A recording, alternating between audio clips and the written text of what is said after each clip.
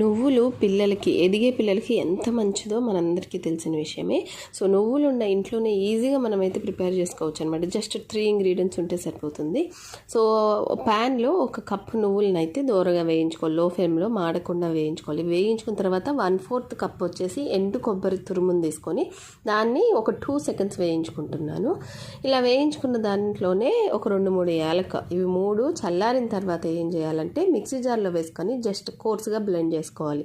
దాని తర్వాత ఎంత క్వాంటిటీ అయితే నువ్వులు తీసుకున్నామో అంత సేమ్ క్వాంటిటీ బెల్లం తీసుకొని మిక్సీ జార్లో వేసేసుకొని నువ్వులు బెల్లం మొత్తం కలిపి గ్రైండ్ చేసేసుకొని డిష్ అవుట్ చేసేసుకొని అందులో 2 టేబుల్ స్పూన్లు నెయ్యి వేసుకుంటే సరిపోతుంది. ఆ నువ్వుల్లో ఉన్న ఆయిల్తోనే మనకైతే లడ్డు చుట్టేయచ్చు అనమాట. సో ఇంత టేస్ట్, ఇంత హెల్దీ లడ్డు ఇంత క్విక్గా కూడా ప్రిపేర్ చేసుకోవచ్చు. సో మీరు కూడా ఒకసారి ట్రై చేసి ఎలా వచ్చిందో కామెంట్ చేయండి.